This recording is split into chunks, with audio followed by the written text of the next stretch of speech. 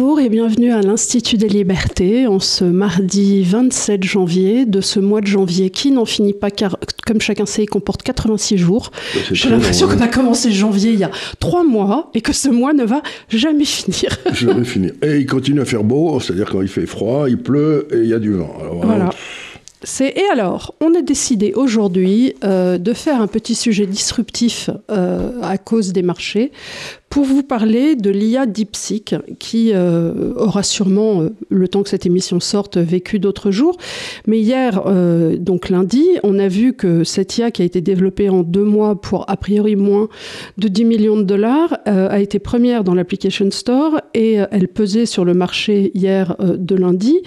Et en parallèle, on se dit, dans une certaine mesure, pourquoi les États-Unis vont lancer des 500 milliards de dollars dans l'IA quand apparemment ils arrivent à faire beaucoup mieux, en tout cas. Disons, c'est qui ? C'est des Chinois. Des Chinois. Qui ont mis ça au point pour un peu moins de 10 millions de dollars. Et ça fait aussi bien que ChatGPT ou je sais pas quoi. Enfin, oui. Donc, compte tenu des valorisations qui avaient atteint les affaires d'intelligence artificielle dans le marché américain, ça fait un peu désordre, si vous voulez. Si vous faites mieux avec 6 millions de dollars qu'un truc à côté des centaines de millions de dollars, vous dites qu'il y en a un qui a dû gaspiller de l'argent dans le tas, quoi. Ce que je veux dire, c'est... donc, il y a un phénomène qui me fait rire, je dois dire, c'est... Vous savez, on vous a souvent parlé ici, c'est de la création destructrice. Donc là, les Américains ont fait une création... Les Chinois. Les Américains en avaient fait une création dans le domaine, oui. Et ils disaient, si on dépense suffisamment d'argent, on continue à dépenser, on continuera à maîtriser la création destructrice et on sera les rois du monde. Et c'est ça qui me fait poiler, c'est qu'il y a 2 mecs dans une cuisine en Chine qui arrivent et qui foutent en l'air des milliards de dollars. C'est-à-dire que la création destructrice américaine, qui était prodigieuse, est détruite par 2 gars dans une cuisine en Chine. Alors, c'est vrai et c'est pas vrai, parce qu'on a vu passer sur les réseaux, et tu as dû le voir aussi, le patron chinois d'une autre boîte... Oui, je dis ça, 2 gars dans une cuisine, mais c'est rien, quoi. Oui, mais qui dit qu'en réalité, tu sais qu'il y a des restrictions sur les chips oui, Nvidia. On y viendra, bien sûr. On y viendra, et il dit, en réalité, officiellement, voilà ce qu'on utilise comme parcelle Nvidia. En réalité, on a utilisé à hauteur de 100 milliards. Je crois pas. Ah c'était sur Blue Whale. Et, je crois pas, parce que à ce moment-là, ça n'aurait pas baissé. Et puis, la Chine... Alors, on retourne en arrière pour essayer d'expliquer un peu ce qui se passe. L'intelligence, en septembre, c'était vers 2022, je crois, dans l'année 2022, vous avez ChatGPT qui sort. Je sais pas, ça a été une espèce d'électrochoc dans les marchés. Et d'un seul coup, vous pouviez faire des tas de choses à l'ordinateur. Il se mettait littéralement à penser, quoi. Donc, énorme excitation dans les marchés, et toutes les valeurs qui étaient de près ou de loin reliées à l'intelligence artificielle pètent à la hausse. Un truc comme Nvidia... Qu'est-ce que tu fais ? Richie, il est en train de chercher les serpents, là. Un truc comme Nvidia triple, montre une capitalisation boursière extraordinaire. Bon. Donc, tout le marché américain, depuis 2 ans et demi, qui a fait beaucoup mieux que les autres marchés depuis 2 ans et demi, était porté par ces quelques valeurs qui pétaient à la hausse et qui devenaient de plus en plus grosses dans les listes. Ils ont tiré le Nasdaq et le S&P de façon absolument extraordinaire. Donc vous aviez cette valeur qui d'un seul coup ont explosé. Bon. Et on arrive à des niveaux de valorisation, si vous voulez, où quelque chose comme Nvidia se vend à 35 fois ses ventes. Mais la semaine dernière, dans l'émission de la semaine dernière sur la Chine, je vous disais quand même de faire très attention à Nvidia. Elle a perdu hier 17%, qui était l'équivalent du PIB de l'Espagne. Oui. La plus grande perte en une journée depuis que la bourse a été créée. Donc, sur une valeur, mais parce qu'elle était beaucoup trop... Mais 36 fois les ventes, c'est-à-dire ça n'avait aucun rapport avec la réalité. C'est-à-dire que Nvidia pourrait baisser les 2 tiers, elle serait encore très chère. Oui. Tu vois ce que je veux dire ? Donc c'est quand même un... Il y a un moment, quand il y a une telle décorrélation par rapport au bilan comptable, c'est des moments tout à fait étonnants dans les bulles où il n'y a plus aucun rapport entre la réalité et le marché. C'est-à-dire où les gens pensent que la valorisation d'une valeur, la valorisation d'une action, c'est sa valeur. Oui. Tu vois, que le prix et la valeur sont les mêmes. Sont corrélés, alors que non. On le sait très bien, on en a parlé souvent ici. Donc, c'était Microsoft, c'était Nvidia. Et alors, pour faire tourner cette intelligence artificielle, les nouvelles recherches qu'on faisait, on avait besoin d'abord des puces les meilleures, qui étaient faites justement par Nvidia. Et on a fait un sujet sur ça en juin. En juin. Et on avait besoin aussi d'énormément d'énergie, parce que ça bouffe une énergie, tout ça, l'énergie, c'est bon. Donc, tout ça, tout ce qui était... Et ce qu'avaient fait les Américains, c'est qu'ils avaient dit, comme les Chinois sont très méchants et qu'ils sentent des pieds, vous savez, comme ils ont fait avec les Russes ou tout ça, ils aiment bien que les gens sentent des pieds, les Américains. Et ils avaient dit, on va interdire les exportations de puces de Nvidia en Chine pour les empêcher de se développer dans cet endroit-là. Ça, c'était en 2018 et c'était au moment de l'arrestation de la directrice financière de Huawei, qui était Meng Wanzhou, au Canada. Oui. Et qui avait lancé la guerre commerciale de Donald Trump en guerre technologique. En guerre technologique. On a dit, puisque nous, on n'est pas très bon à faire les choses, mais on est très bon à les inventer, on va empêcher les gens d'exporter vers la Chine les choses très intelligentes qu'on a faites nous, comme ça les retardera dans leur développement. Et bon, et puis, ce qu'on semble avoir fait les Chinois, ce qui me fait rigoler quand même, ce qu'on va faire les Chinois, c'est que, bon, ils n'ont pas eu les toutes meilleures puces, mais ils se sont dit, on va travailler avec des moins bonnes puces et on va mieux programmer. C'est-à-dire qu'en fait, ils ont fait des trucs intelligents à partir de puces qui étaient moins bonnes. Tu vois ce que je veux dire? C'est-à-dire, eux, ils faisaient de l'intelligence. Oui, oui. Bah, ils ont programmé un truc. Ils ont codé. Et d'un seul coup, ils font un truc qui est aussi bien que ChatGPT, ou même mieux, et qui coûte le 10e de ça. Alors, je sais qu'il y a une grosse question sur les open source ou pas les open source. Alors, les open source, mais eux, ils sont open source. Au début, ChatGPT open source, puis ils avaient changé, il y avait eu des grosses bagarres entre Musk et Altman, là, bon, enfin, c'était deux personnages. Mais surtout, je voudrais que les gens qui nous écoutent comprennent quelque chose. C'est quand vous avez quelque chose comme ça qui se développe et qui arrive à des valorisations absolument insensées, qu'est-ce qu'il y a derrière ça? Pourquoi les gens s'achètent? D'abord, ça montre ce qui est irrésistible. Hein. Mais surtout, c'est qu'il y a la croyance, par ceux qui achètent ça, qu'on a enfin résolu le problème de conserver de la valeur. Je m'explique. C'est-à-dire que ça monte. Et donc, ça veut dire qu'en fin de parcours, que tu as établi un monopole et que tu pouvais avoir traire les gens avec ton monopole sans être emmerdé par la concurrence. C'est ça que les gens achètent. Ils adorent tous les boursiers, etc. Il n'y a rien qu'ils aiment comme un monopole. Ils détestent la concurrence. Et les politiques encore plus. Donc, si tu dis à un politique, vous me filez 500 milliards de dollars et je vais développer un truc, et on sera les rois du pétrole, eh ben, ça rate toujours, parce qu'il y a toujours un couillon à partir du moment où c'est dans son garage, dans une cuisine, qui trouve une façon de casser ce monopole.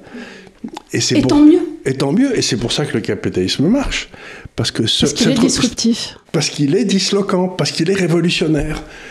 Et le but de tous ces grands corneaux politiciens américains, c'était de créer un monopole de l'intelligence artificielle qui serait la propriété des États-Unis et qui leur permettrait de dominer le monde pour les 100 ans qui viennent. Et bien, pas de peau, il y a 3 codeurs en Chine qui ont trouvé qu'on pouvait faire ça autrement. Donc, le capitalisme, c'est toujours la même chose. T'as un gars qui arrive qui dit donc il me faut 100 milliards de ceci, 100 milliards de cela. Puis il y a un gars paresseux dans un coin, c'était souvent un Anglais dans le temps, parce qu'on a naturellement paresseux, qui dit si on faisait ça, ça nous éviterait de. Et ça me rappelle une vieille histoire que j'ai toujours adorée. Il y avait une ville aux États-Unis, il y avait une colline, et au sommet de la colline, une énorme roche qui pouvait tomber sur la ville et tout casser, tu vois. C'était donc il faut venir tous les ingénieurs pour enlever la roche, combien ça va coûter et tout. Des 100 et des millions, enfin des trucs absolument pour. Puis un gars qui arrive qui dit moi je vous le fais pour 10 000 $ si vous voulez. On lui dit comment tu vas faire? Ben, il dit je vais faire un trou en dessous de la roche et je vais la faire tomber dedans. Tout le monde voulait bouger la roche, et lui, il fait tomber la roche dans le trou, tu vois. Ben, c'est exactement ce qu'ont fait les Chinois. Ils ont fait un truc auquel les autres, toutes grisées par le pognon qui est arrivé, ils ont oublié de chercher la solution simple. Et c'est pour ça que ça marche, le capitalisme. C'est parce que Finalement, s'il y a un monopole qui s'installe, ça fait des marges monstrueuses. Donc si tu trouves une façon de capturer ces marges sans que ça te coûte trop de pognon, toi tu fais du pognon de façon monstrueuse. Donc ça m'amuse énormément. Enfin, ça correspond à tout ce que j'ai pensé philosophiquement. Et alors ça, c'est la première, c'est une réflexion de nature philosophique. Et maintenant, on va essayer de réfléchir aux influences que ça peut avoir sur les marchés. Enfin, me semble-t-il, quoi. Alors là, ça va être intéressant, mais on peut décliner. Mais là, autant je suis confiant sur le principe philosophique que je viens de développer, autant sur ma capacité à dire ce qui va se passer, j'ai des doutes. Bah, déjà, tu n'es pas Madame Irma, ça on l'a dit plusieurs fois, mais ce qu'on voulait déjà, c'était attirer l'attention des lecteurs, j'ai envie de dire, sur ce qui vient de se passer, en quoi c'était quand même révolutionnaire et intéressant. Et c'est aussi intéressant pour une autre raison, historiquement. Et ça fait très longtemps qu'on en parle chez nous, c'est les préjugés que l'Occident peut avoir aussi sur la Chine. Alors, ça ne remonte pas sur l'Asie en général et sur la Chine en particulier, sur les concurrents asiatiques. On a eu le tsar russe Nicolas II qui pensait que son armée et sa marine parviendraient rapidement avec les Japonais, mais son armée a subi les défaites successives et sa marine a été détruite à Tsushima en 1905. C'est-à-dire qu'il avait fait tout le tour de l'Asie parce qu'elle était venue de la Russie comme ça, elle était passée par elle avait fait tout le tour. Puis elle était arrivée un peu fatiguée en face du Japon, qui eux étaient en pleine forme parce que c'était juste à côté. Parce qu'ils s'étaient là où ils étaient. Ils ont pris une branlée, la guerre russo-japonaise, ça a été... russo-japonaise, pardon. C'était en 1905. C'est la première fois que des Occidentaux étaient battus par des non-blancs. Voilà. Depuis 200 ans, ça avait fait un grand choc à l'époque. C'était en 1905. Et alors ensuite, tu as eu Winston Churchill qui a mis les canons de Singapour dans le mauvais sens par rapport aux Japonais. Non, c'était les Anglais, ils attendaient une attaque par la mer. Ils attendaient une attaque par la mer, mais tu avais donc les canons il a mis les canons de Singapour dans le mauvais sens, et l'armée japonaise a avancé très rapidement dans la péninsule malaise, et il s'est retrouvé il avait les canons qui étaient... lui, il attendait comme c'était un Anglais, il pensait que ça arriverait en bateau. Ben non, ça arrive à pied. Et voilà. C'est comme les Français avec la percée dans les Ardennes là, des Allemands. Ensuite, on a eu Douglas MacArthur et l'état-major américain qui ont sous-estimé la détermination de leur adversaire lors de la guerre de Corée. L'establishment français a à peu près la même chose avec la guerre d'Indochine. On ne peut pas dire qu'on ait bien estimé... Il y avait la guerre d'Indochine, et puis nous, on avait bien raté le coche aussi quand on avait fait la ligne Maginot et qu'ils sont passés ailleurs. Oui, mais tu remarqueras que ce n'est pas des Asiatiques. Non, c'est des... Là, je fais un point sur l'Asie. Et le fait qu'on a... les Allemands, on les appelait les Huns. Oui, mais qu'on a des préjugés sur l'Asie en disant « Ah, mais les bananes flambées, elles vont jamais... excusez-moi, je dis ça parce que c'est OSS 117. Hein. C'est un classique de OSS 117, les bananes flambées. Voilà, les bananes flambées. Il y a Lyndon Baines Johnson et Robert McNamara face au Vietnam, et les constructeurs automobiles américains aussi, qui tout au long sont toujours manqués des constructeurs japonais, jusqu'à ce qu'on voit arriver des Toyota absolument partout, Afrique inclus. Donc, la sous-estimation de l'Est par l'Ouest, c'est une constante assez forte de l'histoire. Et alors, si vous voulez lire plus sur ce sujet, vous avez un livre fascinant qui s'appelle East and West de Cyril Northcote Parkinson, qui est paru en 1963 et qui reprend ce que les Anglais appellent the prejudice, comme Pride and Prejudice, de l'Ouest sur l'Est. C'est-à-dire dire que, ils sont pas très compétents, et puis surtout qu'ils sont pas inventifs, que nous, on est inventifs et tout et tout. Donc, il y a tout ça. Et donc, ce qui se passe, c'est que la Chine, qu'est-ce qu'on voit ?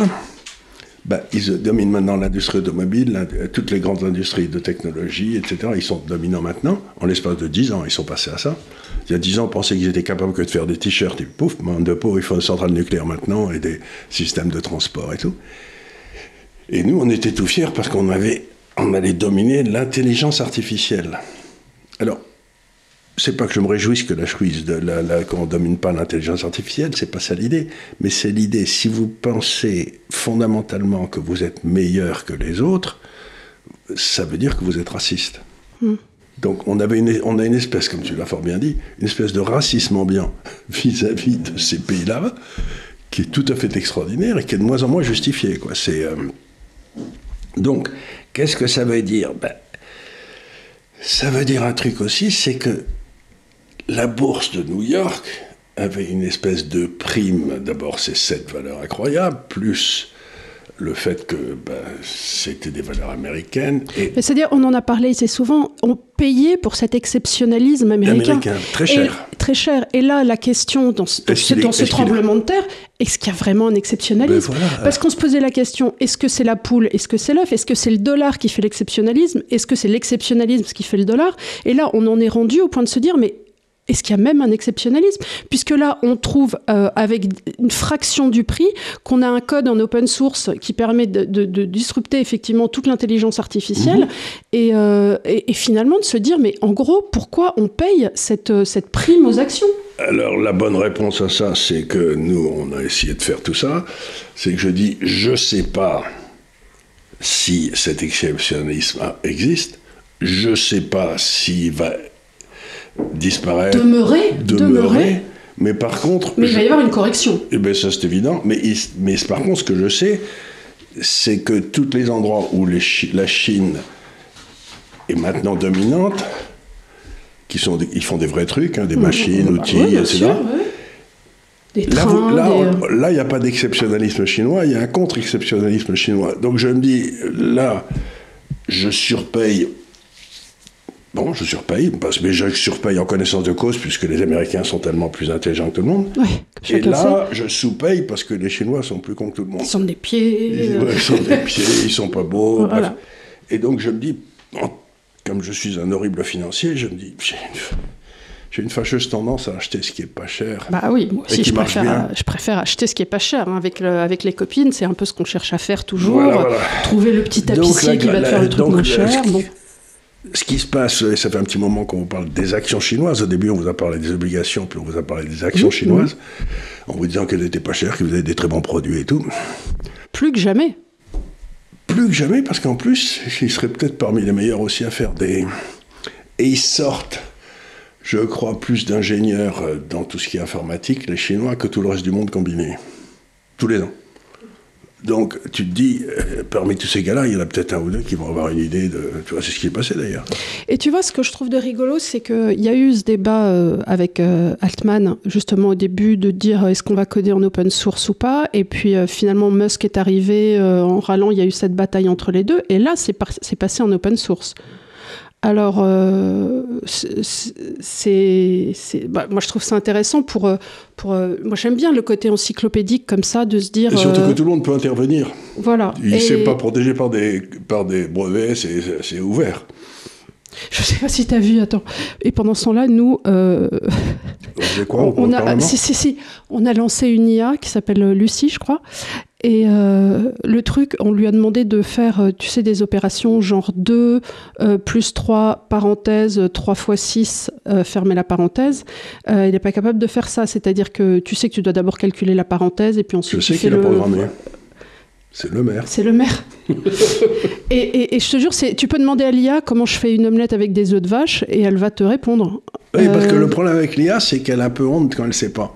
Alors elle va... Non, mais donc on a mis du pognon dans une IA qui est complètement grotesque. Enfin, ça fait penser au programme Par contre, Salto. je sais qu'il y a des gens dans l'IA, et en particulier la française, et en particulier dans le domaine de la défense, qui ont j'ai rencontré d'ailleurs, des gars très intéressants qui développent une IA qui est un peu comportementale, qui est un truc que personne n'a fait jusqu'ici. Donc il y a des matheux en France qui sont... Alors ils se plaignent beaucoup, moi ceux que j'ai rencontrés, qu'on ne leur laisse pas le temps de coder. Oui.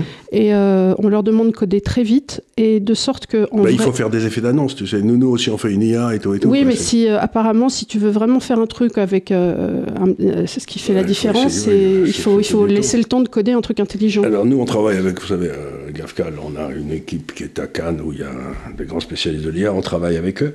C'est pas évident, mais enfin, on arrive à des résultats quand même qui sont pas inintéressants. Donc, qu'est-ce que ça veut dire? Alors, essayons de continuer à raisonner. Bon, une valeur comme... je vais essayer de vous donner quelques chiffres, là, si je les retrouve, parce que je ne suis pas le plus organisé. Alors, prenons une valeur même, allez, comme Apple. Hein. Bon, elle se vend à 35 fois les bénéfices. 35 fois, c'est hors de prix. Hein. Donc, il est probable que si cet exceptionnalisme se pète la gueule, enfin, comme concept,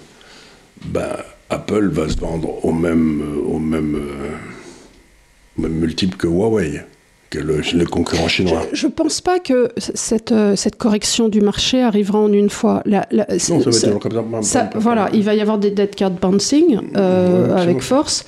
Et si tu veux, ça fait quoi? Ça fait 4 ans qu'on surfe sur cet exceptionnalisme américain avec des valorisations qui s'envolent.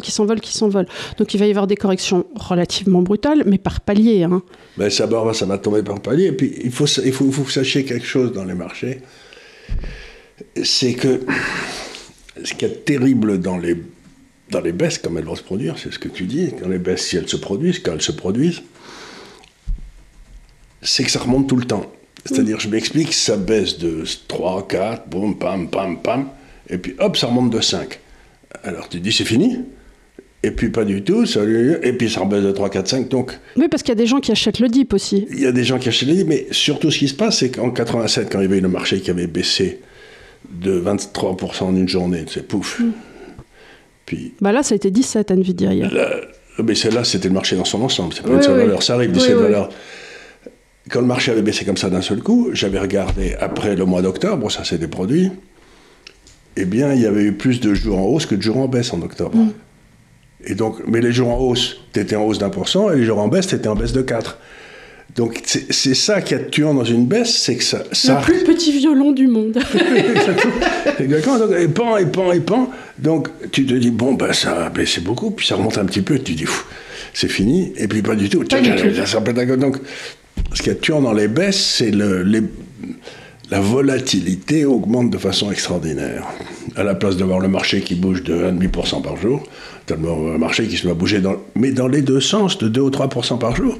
Et à ce moment-là, tu es là, tu te dis, bon, c'est bien de remonter de 3%, est-ce que c'est le début d'une nouvelle hausse? Donc, c'est ça le problème. Donc, ce qu'on essaye de dire, c'est qu'il est probable qu'un processus de baisse a été engagé sur les valeurs de technologie, mais ça ne veut pas dire que le reste du marché américain n'est pas bon.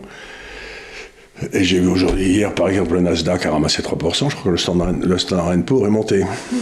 Donc, il y a ça. Alors ça, c'est la première des choses. Donc, il risque d'avoir un changement qu'on appelle de leadership. Tu sais, c'est-à-dire que le leader va changer dans le marché. C'est plus le même qui va courir devant. Comment ? Reste à savoir quel sera le prochain leader, mais ça, c'est autre chose.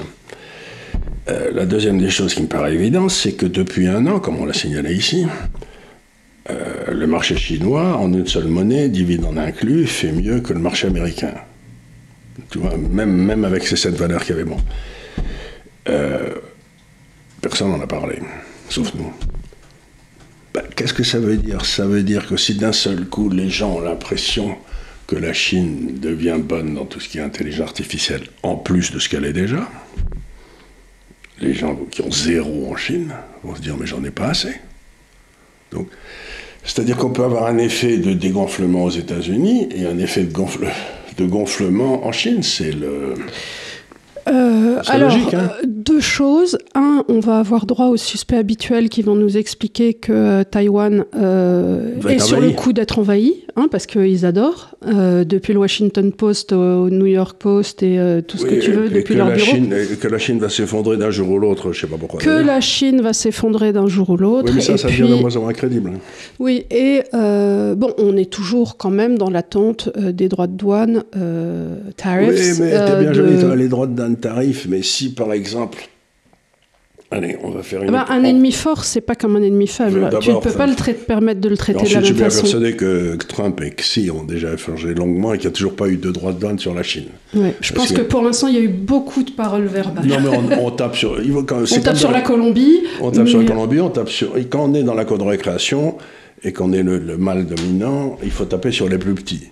On ne va pas taper sur les types qui sont presque aussi forts que vous. Quoi. Donc on va taper sur le Canada, le Mexique. Surtout quand tu viens d'arriver, ça fait mauvais genre. Ça fait mauvais genre. Bon. Donc tu vas taper sur les plus petits. Mais surtout, ce que je veux dire, c'est que les États-Unis veulent se réindustrialiser. Hein.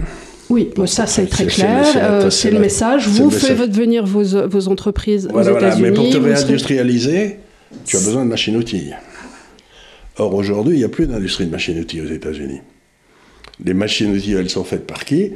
Les Chinois, les Japonais, les Allemands et les Italiens. C'est à peu près les 4 qui produisent des machines-outils. Et la moitié des machines-outils dans le monde aujourd'hui est produite par les Chinois. Donc si tu veux te réindustrialiser, Tu peux pas des masses de fashion.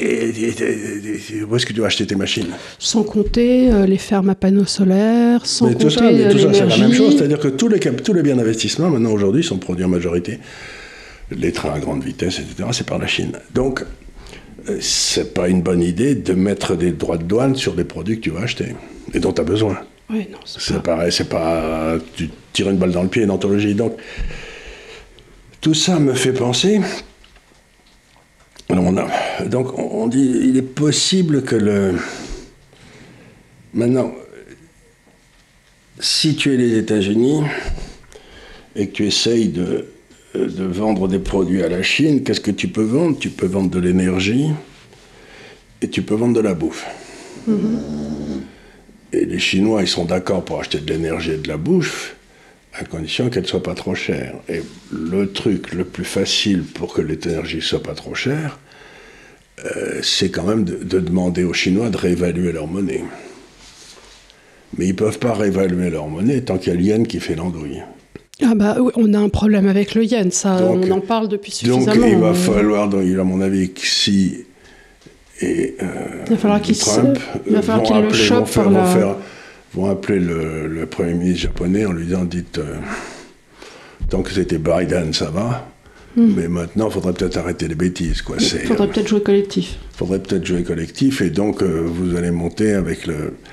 Et ça me paraît très logique, parce que si toute l'Asie voit ses monnaies monter, qu'est-ce qui va se passer? C'est que le pouvoir d'achat des Asiatiques, la consommation va pouvoir augmenter, et qu'ils vont tous venir prendre l'avion ou acheter une maison aux États-Unis, etc. Donc si tu veux, la prochaine grande vague de consommation dans le monde, ce ne sera plus les États-Unis, ce ne sera plus l'Europe, la pauvre, ce sera le consommateur asiatique qui d'un seul coup va voir son pouvoir d'achat monter puisqu'il a ses monnaies qui montent énormément. On le voit déjà en Europe, on le voit terriblement quand il n'y a qu'à voir nos grands magasins, des choses comme le Printemps et les Galeries Lafayette sont devenus d'immenses duty-free où tu vois des Chinois faire la queue pour des sacs Chanel en randonnion. Et tu n'as plus des boutiques où tu peux venir acheter des gants ou des écharpes. C'est devenu des zones de duty-free. Hein. C'est très net. C'est exactement ça. Donc, c'est ce que j'ai dit il y a déjà un certain temps. Il me semble que là, on va vers un contre-choc asiatique en 1998-99, quand l'Asie a sauté, là. Ce qui s'est passé, c'est que ces monnaies se sont écroulées et que nous, nos produits de luxe, on est allé les vendre là-bas. Mais eux, ils nous vendaient ils nous vendaient des tas de produits. C'est là que toute notre industrie est partie en Asie parce que c'était pas cher du tout. Donc la base industrielle asiatique a fait de l'argent gros comme elle, le consommateur il en a pris un peu plein la tête, mais aujourd'hui ce qui se passe c'est qu'il faut faire le mouvement inverse. Il faut que l'Asie, le consommateur asiatique s'en mette plein les fouilles, que le producteur européen et américain gagne de l'argent gros comme lui, et que le consommateur européen il en prenne plein la tête. Alors ce qui risque d'être un problème, cela dit, quand tu dis qu'il faut par exemple que le consommateur asiatique vienne consommer américain et ou européen, je me dis, nous, ce qui nous pend au nez c'est l'insécurité. Et le fait que malgré tout le consommateur asiatique se dise ouais, mais enfin le modèle français c'est quand même cracra, j'ai pas très envie d'aller là, et ainsi de suite. Mais ils iront en Angleterre, c'est guère mieux, donc ils iront peut-être vers des pays comme l'Italie ou des pays, l'Espagne, le Portugal. Oui, mais alors ce qui fait que nous ça va pas aider notre balance commerciale d'autant. Nous on est dans une catégorie à part, nous on a tout faux, nous. Et en plus on comprend rien. Il y a qu'à voir le Louvre dont on parlait cette semaine parce qu'il n'arrive pas à s'en sortir. Moi, je comprends pas. J'y suis allée il y a 2 ans avec les filles pour la dernière fois. Il y avait des banquettes Louis XV complètement éventrées, tu sais, en brocart, éventrées par les musées. Je me suis dit, mais ce musée n'est pas tenu. Et force est de constater que le musée n'est pas tenu et il n'arrive pas à faire... C'est le plus visité au monde et... Et ce que je comprends pas, tu vas au Metropolitan Museum à New York, tu peux manger par terre, tellement c'est propre, il y a des gardes partout. Oui, ils ont fait un truc très intelligent. C'est privé. Oui, mais alors c'est qu'ils ont des patrons et qui payent. Donc il y a un mécénat privé et au-delà de ça, tu peux, en tant que personne à la retraite, venir être guide, aider 1 ou 2 jours par semaine, ce qui te permet de sortir de ta petite routine. Si tu vas faire visiter le musée. Et tu vas faire, donc tu vois des personnes, par exemple, qui vont être spécialisées sur les Amérindiens, et donc et qui viennent 2 fois par semaine, comme volontairement. Non, mais ça, donc le problème du Louvre, c'est qu'il est dans une position de monopole absolument extraordinaire. Et qu'il est géré par l'État. Par exemple, le Louvre, je crois, il a, pour 2 œuvres qui sont exposées, il y en a 10 qui n'en voient jamais. Dans un truc normal, ce que tu ferais, c'est que tu organiserais une espèce de vente de temps en temps des surplus du Louvre, que tu vendrais, et puis tu irais acheter des œuvres modernes ou des œuvres qui complètent mieux tes collections par ailleurs. Donc il y aurait une respiration des œuvres là. Les 8 œuvres sur 10 que personne ne voit jamais, elles restent enfermées. Probablement, elles se font voler de temps en temps par des indélicats. Mais je veux dire par là, le Louvre, c'est l'exemple même de la façon dont la France est gérée, dont elle ne devrait pas être gérée. C'est-à-dire qu'on en a fait un truc qui est complètement étatisé, où rien ne marche, il n'y a aucune autorité. Puis vous voyez les gars dans les... Bref, on ne va pas parler du Louvre pendant des heures, mais voilà ce que je veux dire, c'est que... Alors, j'ai une question quand même, parce qu'elle risque de se poser. Est-ce que tu penses qu'à ce stade, en tout cas pour les États-Unis, l'IA aurait atteint le stade de la .com en termes boursiers ? C'est pas du tout impossible, parce que si tu regardes les chiffres aujourd'hui des valorisations, tu as des valorisations qui sont complètement insensées. On va rappeler ce qui s'est passé sur la .com. C'est-à-dire en l'espace de... À la fin des années 90, il y a eu des centaines de plateformes de commerce électronique qui étaient financées par des sociétés de capitalisation enthousiaste, et du jour au lendemain, pratiquement, ça a été un bouillon... Les gens ont perdu entre 90 et 100% de leur fric. Il y a des tas de sociétés qui ont fermé. Alors là, je ne sais pas si ça va être la même chose, parce que des gens comme Amazon ou Microsoft dont des reins très très solides et gagnent beaucoup d'argent. Mais ce qu'il y a de certain, c'est que l'hypothèse qu'on va arriver à un monopole qui va permettre de gagner sans prendre de risques, c'est cette hypothèse-là qui va être détruite. Et c'est cette hypothèse qui sous-tendait les 40 fois les bénéfices et 50 fois les bénéfices. Donc, à ce moment-là, ça veut dire qu'en tout état de cause, ces grandes valeurs vont retomber à un multiple normal qui serait entre 16 et 22, quoi. Mais cela dit, je vais te dire, je trouve ça bien pour l'humain, parce que je pense que quand les Américains étaient arrivés dans une position où, ils se la pétaient un peu trop. D'hubris. Voilà, d'hubris. Et quand on se retrouve dans ces sociétés d'hubris, en général, déjà, il y a des capitalisations absolument stupides qui ne correspondent plus à rien, que moi, je trouve toujours gênantes intellectuellement. Et ensuite, en général, tu ne produis plus, parce que je pense que quelque part, nécessité fait loi dans la... si tu peux gagner 100 milliards en créant un software, etc., tu vas pas t'amuser à faire des boulons, quoi. Et il y a des trucs aussi, il va falloir que le marché se purge un petit peu sur les fartcoins. Là, il y a tout ce qui est fausse monnaie.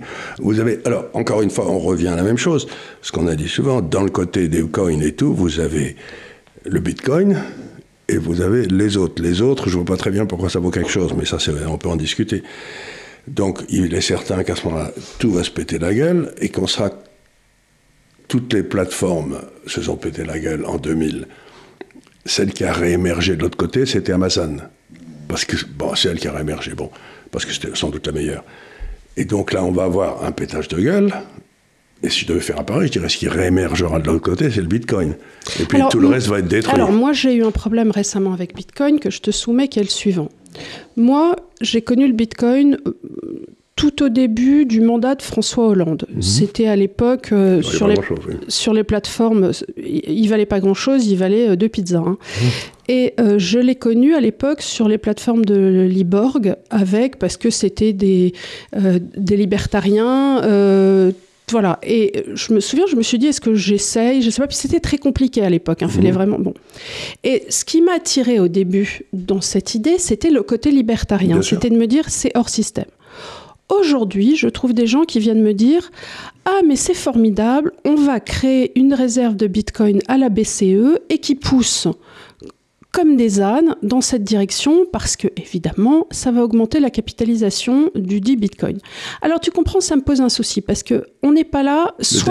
T'inquiète pas, je vais t'arrêter ici, ça ne va pas se passer parce qu'à partir du moment où le Bitcoin prend à 50%, la BCE, elle va dire, mais ça ne va pas, non, je ne vais pas acheter cette saloperie. Donc, le truc de l'État s'y met, c'est parce que ça monte depuis des années.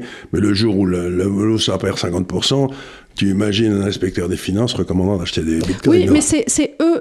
C'est les gars qui le défendent. Mais les gars qui le défendent sont les pires défenseurs des bitcoins. Mais c'est eux, voilà, c'est eux. Je leur dis, mais vous ne voyez pas que vous ne pouvez pas à la fois me dire que vous êtes John Galt et que vous voulez que la BCE en achète, les gars.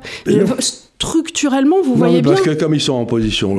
tu sais, quand tu es en position longue sur un truc, tu tombes amoureux de ton truc. C'est pour ça que je dis, le Bitcoin ne sait pas que vous l'aimez. Ils en perdent toute rationalité et toute capacité de dialogue. Et ça, je dis, excusez-moi, mais dans ces cas-là, quelle est la différence entre vous et un vendeur en Xerox ? Vous êtes un vendeur en Xerox, oui, mais ils le sont. Vous poussez votre produit au travers de la porte. Aussi bien, ils iront pousser le Fartcoin ou ils iront pousser... Oui, et ben moi, je ne peux pas respecter ça. Mais ça ne veut pas dire que le Bitcoin est faux. Ça veut dire qu'il a des tas de défenseurs qui ne comprennent pas. Oui, voilà. Mais ça ne veut pas dire que c'est un mauvais truc. Oui, mais j'ai pas envie de jouer avec eux dans ces cas-là. Non, mais tu n'as pas besoin de jouer avec eux parce que le Bitcoin ne sait pas que tu joues avec lui. La question que tu dois te poser, est-ce que c'est un investissement qui fait sens ou qui ne fait pas sens ? Maintenant, ce que les autres en pensent... Oui, mais si justement... ils le poussent pour aller vers la BCE, je me dis, ils courent à leur perte, donc je ne vais pas les jouer avec eux. Parce que mais la BCE ne va pas le faire. Oui, mais imaginons sur un malentendu qu'elle le fasse, c'est sa mort. Oui, c'est sa mort arrêtée. Imaginons pour une raison X, Y, Z. Non, ça veut dire il y aura des bitcoins qui sont dans un endroit où ils ne devraient pas être, mais à ce moment-là, ils s'en iront rapidement. Avec les déficits de l'Europe, il faudra les vendre, des bitcoins. Hein. Ou même si le Trump le fait, une réserve de bitcoin. Mais Trump, il peut faire des conneries comme les autres. Hein. Bien sûr. Mais je veux dire, quand vous êtes un pouvoir monétaire, achetez la monnaie du pays d'à côté, enfin la monnaie virtuelle, ça veut rien dire. Donc le fait que le bitcoin soit soutenu par des gars qui peuvent être... qui comprennent pas ce qu'ils sont, ça me gêne en rien. C'est juste... celui qui a fait le bitcoin était un génie. Ceux qui l'utilisent, voilà. Donc... la troisième, et pour moi la plus importante question, bon, le marché, très bien, j'ai compris. Ce qui m'embête le plus, c'est le dollar. Parce qu'une grosse partie de la force du dollar depuis 2-3 ans, c'était que les gens gagnaient des dollars en vendant des machines à laver aux États-Unis, et à la place de les réinvestir dans leur pays pour faire des machines à laver, ils laissaient les dollars aux États-Unis et ils achetaient de l'intelligence artificielle. Tu vois, ils achetaient donc, tu avais une espèce de cercle de balance commerciale déficitaire qui crée un excédent de dollars aux États-Unis. Ça ne retournait pas en Allemagne ou en Turquie, comme ça aurait dû. Ça restait aux États-Unis. Puis de là, comme ils ne savaient pas trop quoi faire, ils allaient acheter du Nvidia et du Microsoft. Et en ce faisant, ça veut dire que le dollar était anormalement fort, puisqu'on ne le vendait pas, Donc, le trio infernal, depuis 3, 4, 5 ans, c'était le dollar, l'or, parce que les gens achetaient souvent de l'or pour balancer leur position, et Nvidia, si j'ose dire. Tu vois, c'était l'espèce de trio infernal. Ils montaient ensemble. Ils ont monté ensemble très bien. La question que je me pose, c'est est-ce qu'ils vont baisser ensemble ? L'or va être décorrélé de ça, je vois pas pourquoi. Parce que les gens vont acheter beaucoup d'or, par exemple. Au contraire, moi, l'or pourrait... La Banque nationale suisse, d'après ce que je comprends, ce qu'elle faisait, c'est qu'elle disait, bon, j'ai X milliards de dollars à investir, je mets 50% en action et 50% en or. Et ça leur faisait un portefeuille qui ne bougeait pas, qui montait tranquillement, qui ne bougeait pas. Donc il y a eu, comme hedge, les gens intelligents comme hedge contre cette folie, ils se sont dit, je vais participer à la folie, mais je vais prendre un hedge et c'est l'or. Et donc l'or est aussi beaucoup monté. Donc s'ils ne participent plus à la folie, est-ce que l'or va baisser ou pas ? J'en sais foutre rien. Mais peut-être au contraire, en se disant, il y a une folie, j'achète encore plus d'or. Non, mais quand ça se pète la gueule, tu sais, les gens, ils vendent ce qu'ils peuvent parce qu'ils doivent. Donc, s'ils ne peuvent plus vendre Nvidia parce qu'il n'y a plus de marché et qu'ils ont un appel sur marge, ils vont vendre d'or. Oui, ils vont vendre ce qu'ils peuvent. Ils vont vendre je me demande combien de ces achats Nvidia, d'or, etc., ont été faits sur de l'argent emprunté. Et par exemple, au Japon. Ah oui, parce qu'il y a un gros carry trade aussi. Il y a un gros carry trade, donc est-ce qu'il y a des gens qui empruntaient des yens pour acheter des Nvidia et de l'or? Ah bah oui, ça... Et j'en sais faudrait rien, mais ça veut dire qu'à ce moment-là, on peut avoir un coup de tabac sur l'or qui sera pas triste. Hein. Aussi. Mais qui sera faux. Il n'y a pas de raison de vendre l'or, mais il y a une position technique qui est alarmante. Si jamais ça arrive sur notre portefeuille, sachant qu'on a 17% en or, bon, de toute façon, nous, on est sur un temps long, il faudra juste serrer les dents un petit peu. Mais on en achètera peut-être un petit peu pendant qu'il baisse en vendant autre chose, mais parce que si la bourse chinoise commence à monter, on pourra vendre un peu de bourse chinoise pour acheter de l'or. Et encore une fois, on aimerait bien prendre notre marche sur le Japon, mais il faudrait qu'il devienne sérieux un petit peu. Il faudrait qu'il devienne sérieux un peu, mais là, ça rend la probabilité d'une... parce que les États-Unis vont se dire, si je suis plus concurrentiel sur l'intelligence artificielle, il faut que je puisse vendre quelques bagnoles aux États-Unis qui sont faites aux États-Unis et le Japon me l'empêche. Donc là, les Américains vont peut-être s'exciter sur le yen, quoi. Donc je veux dire, par là, on assiste à une espèce de basculement. Tu vois, de temps en temps, c'est comme quand les icebergs, tu sais, de temps en temps, d'un seul coup, ils sont plus en équilibre et pouf, ils tombent comme ça. Donc je crois je peux me tromper, hein, bien sûr, mais je crois qu'on est en train d'arriver... Ton instinct te dit qu'il pourrait faire le bascule. On pourra avoir une bascule en ce moment. Et je me dis, dans les bascules, les trois qui ont le plus gagné dans le précédent iceberg, c'était l'or, c'était Nvidia et c'était le dollar. Il y a peut-être une relation entre les trois, que les trois avaient emprunté du yen pour acheter les droits. J'espère qu'ils n'ont pas fait ça, mon Dieu. Tu sais, une connerie à faire. C'est une connerie à faire, ils ont raison. Ça va être fatigant. Non, mais ça va être fatigant, mais à ce moment-là, nous, dans ce cas-là, on a le yen qui va partir à la hausse comme une fusée. Oui. Donc on perdra sur l'or, on en gagnera sur le yen. C'est juste que je suis fatigué de le regarder à l'avance, quoi. Non, mais c'est pour ça que ce métier est fatigant, c'est que tu dois tout le temps te dire, bon, il y a une connerie à faire. Voilà. Et de temps en temps, tu le fais choper. C'est comme un enfant de 2 ans que tu laisses tout seul sans surveillance dans un appartement. C'est où sont les ciseaux? Ça y est, il a trouvé le tube de rouge à lèvres. Qu'est-ce qu'il a fait avec mon mascara? Voilà. Ça y est, il a ouvert l'eau. Me dis pas qu'il a trouvé la casserole. Oui, mais les marchés financiers, c'est ça, c'est de dire quelle est la prochaine année. Ça y est, il est en train de couper les cheveux de sa sœur. Quand vous regardez, avec ce que je disais au début, c'est que vous regardez le marché financier à court terme comme ça, ils font que des bêtises sans arrêt, c'est tuant. Puis vous les regardez sur 25-30 ans, il n'y a pas une ânerie. C'est exactement le contraire des hommes politiques qui font que des trucs intelligents et 25 ans après, on arrive à des résultats désastreux. Donc, on voit bien que ce qui marche bien dans les marchés financiers, c'est cette capacité à prendre des claques à court terme dans tous les sens, parce que finalement, ça finit par nettoyer le système de tous les problèmes. Mais c'est tuant. Parce qu'on aimerait que la vie soit un long fleuve tranquille, où on gagne de l'argent sans... Mais la réalité, c'est que les marchés financiers, c'est une machine infernale, quoi. Et qu'elle se nettoie tout le temps et que c'est fatigant. Mais voilà, c'est pour ça que j'adore ça, c'est qu'on a toujours l'air idiot.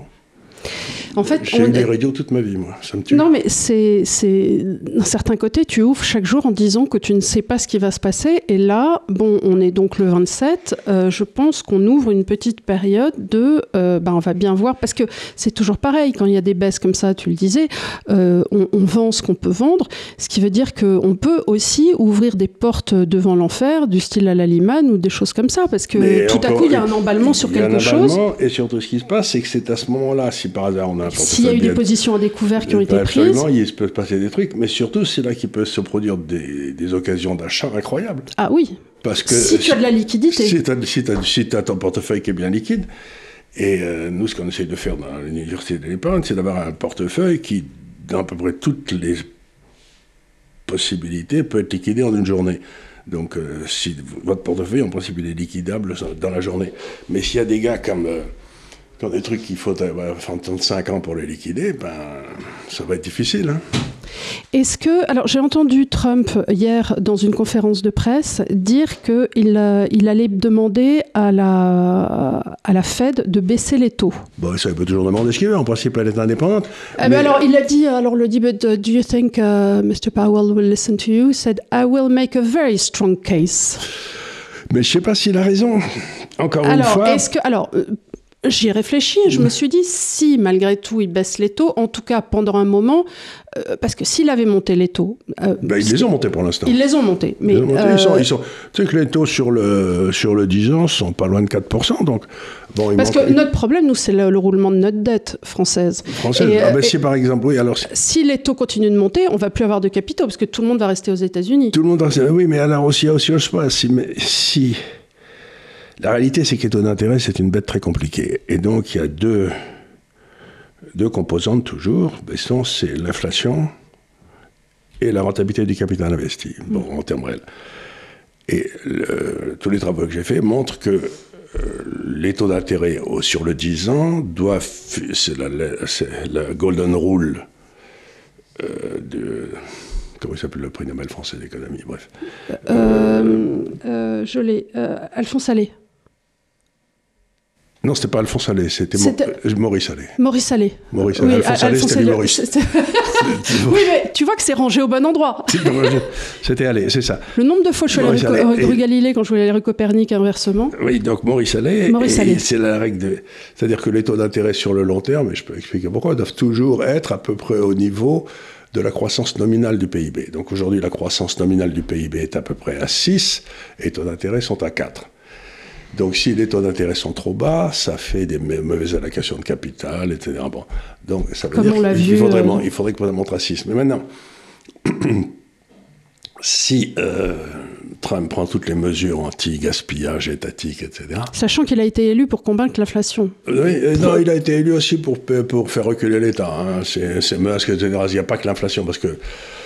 Bon, ça, mais imaginons qu'ils réussissent de façon, en faisant baisser le gaspillage, à faire baisser l'inflation de 3 ou aller à 1,5. Oui. Ben, à ce moment-là, les taux d'intérêt aujourd'hui seraient leur vrai prix. Oui. Donc, ce que je veux dire par là, c'est que les taux d'intérêt, ça n'est pas déterminé que par l'inflation, mais c'est déterminé aussi par la rentabilité du capital investi. Oui. Si M. Trump enlève toutes les réglementations imbéciles qui existent partout, eh bien, la rentabilité du capital investi va monter et l'inflation va baisser. Donc, il y aura peut-être une baisse du PIB nominal et une hausse du PIB réel. C'est-à-dire exactement le contraire de ce que fait la France. Donc, le problème de la France, c'est pas que il y a de l'inflation, il n'y en a pas des masses, mais c'est que la rentabilité du capital investi est absolument monstrueuse. Donc, par exemple, la critique que j'ai faite de M. Villeroy de Galhau, là, avec ce brave Berkoff, c'est que il dit, M. Villeroy de Galhau dit, les Européens investissent 300 milliards de dollars aux États-Unis par an, ce qui est un vrai scandale, on ferait mieux de les garder pour nous. Mais ils investissent pourquoi? Parce que la rentabilité du capital investi aux États-Unis est plus forte. Donc si tu demandes aux Européens, ça veut dire que tu demandes de faire baisser leurs revenus pour plaire à M. Villeroy de Galhau. Mais ils ont parfaitement le droit de mettre leur capital où ils veulent. Si M. Villeroy de Galhau veut que la rentabilité et que les capitaux soient investis en Europe, il n'a qu'à faire une rentabilité plus forte en Europe, et à ce moment-là, ils viendront. Donc ils prennent toujours le problème à l'envers. Ils disent, on a une rentabilité faible parce que les capitaux nous quittent. Mais non, les capitaux nous quittent parce que vous avez une rentabilité faible. Ça paraît tellement évident. Mais non, ils disent, si on avait les capitaux, la rentabilité monterait. Mais on l'a bien vu, ça fait 40 ans qu'ils nous le disent et que ça ne marche jamais.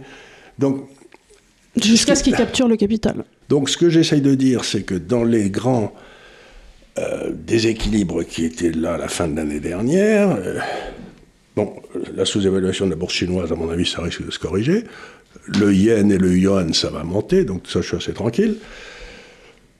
Il n'est pas impossible qu'on ait une très bonne bourse de New York, alors même que les indices baissent parce que les 9 valeurs se dégonflent et que le reste du marché fasse très bien.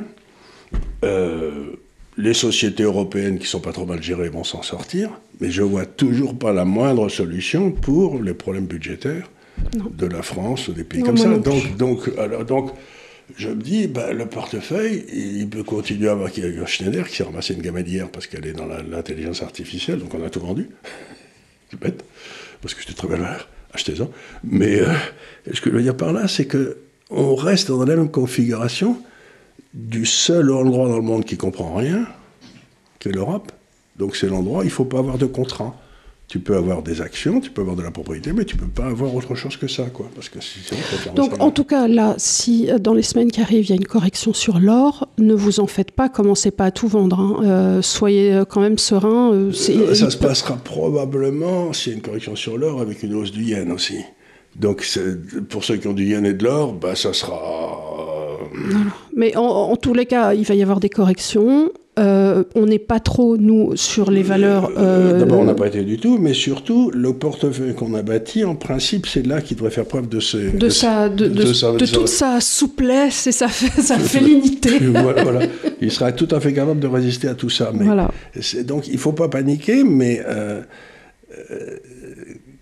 on a eu une bulle.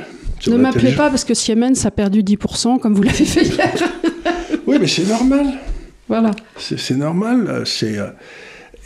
Et encore une fois, dans la méthode de gestion qu'on préconise, si Siemens a perdu 10% et que vous en avez, vous allez vous retrouver en dessous du niveau donc vous en rachetez. Vous devrez racheter en vendant un petit peu d'or, par exemple, qui lui est monté, paf. Et donc, c'est le système, c'est de profiter des opportunités, de ces à-coups qui n'ont pas de raison d'être. Voilà. Et souvenez-vous toujours que tant que vous n'avez pas vendu, vous n'avez pas perdu. Oui, enfin ça, c'est... Oui, mais si tu n'as pas besoin de... Écoute, nous, on est dans un temps long de préparation de retraite. Si tu vas à ta banque en demandant « je veux lever de l'argent sur mon portefeuille, j'ai pas perdu », mais en fait... Oui, non, mais les banques... Donc ça, c'est un truc... le prix du marché, c'est le prix du marché, donc s'il est en dessous, vous avez perdu, vous n'avez pas réalisé la perte, ce qui n'est pas la même chose. Hein. Mais vous avez perdu. Moi, j'ai des tas de trucs sur lesquels j'ai perdu. J'ai beau expliquer à tout le monde que j'ai pas perdu, si, j'ai perdu. Et tu as remarqué comme on se souvient beaucoup plus longtemps des choses qu'on a perdues que des choses qu'on a gagnées? Ça, c'est vrai, ça. C'est toujours pareil, tu perds un billet de 500 balles, tu t'en souviens toute ta vie. Ah oui, absolument. Non, mais ça, le code, il y a l'argent physique et il y a l'argent théorique, c'est pas du tout pareil. Oui, mais même l'argent théorique, quand tu le perds, c'est... Oh, moi, quand je prends des claques, je me dis, bon, en bourse, hein, je veux dire. Ouais. Mais si je te dis, si je perds un billet de 50 €, t'en vois pas la fin de la journée. Je me dis, mais qu'est-ce que j'en ai foutu? Je cherche dans tous mes pantalons. Donc, Et jusqu'à ce que tu te rendes compte qu'en fait, tu l'as dépensé petit à petit dans la journée. Tu sais, tu ouvres ton portefeuille et tu te dis, mais je comprends pas, j'ai sorti de l'argent ce matin. Puis tu dis, ah oui, mais j'ai pris un café. Ah oui, mais j'ai acheté un magazine. Ah oui, mais finalement, j'ai... Et puis à la fin de la journée, ah bah non, on m'a pas volé en fait. Exactement. Donc voilà, on arrive peut-être à un de ces tournants qui se passe dans les marchés financiers depuis 2 ans et demi, 3 ans, depuis la sortie de ChatGPT. On était dans un monde où tout allait être intelligence artificielle. Et moi, j'ai toujours dit que le problème dans la vie, c'était pas l'intelligence artificielle, c'était la connerie naturelle, et ça, il y en a beaucoup plus. Donc, on va peut-être passer d'un monde dominé par l'intelligence artificielle à un monde à nouveau dominé par la connerie naturelle, et je suis dans un état de bonheur total, quoi. Bon, en tous les cas, c'était très excitant à regarder hier et moi, ça m'a bien amusé cette histoire de DeepSeek. On va voir, dont on n'avait pas entendu parler 2 jours avant. Hein, mais non, mais on ne savait même pas qu'elle existait. Voilà, et d'un coup, on a eu un petit moment Spoutnik, là, Spoutnik moment, de se dire... Voilà, tu dis, alors, c'est les Chinois qui passent devant, alors. Et ça fait rigoler, quoi. C'est, surtout que les États-Unis étaient là, et ça fait toujours marrer quand... c'est le petit, le pelé, le tondu qui passe devant. Malgré tout, on a un moment de... Comment il s'appelait ce joueur de tennis Chang, oui, qui avait battu... Il a gagné un tournoi du Grand Chelem. Un tournoi du Grand Chelem à Roland-Garros, avec tout le public qui était derrière. Il était arrivé, tout... C'était Landel ou c'était Björk? Je ne sais plus qui l'avait joué. Non, personne n'a battu Björk. Très peu de gens ont battu Björk. Ça devait être Landel. Enfin, c'était un Suédois grand, bien bâti. Ça devait être... Je crois que c'est Landel. Je crois que c'était Landel. Qui n'était pas le champion suédois avec... Non, il était tchèque. Tchèque, oui, mais enfin, c'était le type... Tu avais l'impression que... Il n'était pas rigolant. Un avion venait de s'écraser sur ses pompes le matin même, quoi, à chaque fois. Il était toujours très triste. Ouais. Il était... Voilà. Écoutez, on a fait ça, donc on arrive à un moment important. C'est le Roger Gicquel du tennis. Oui. C'était...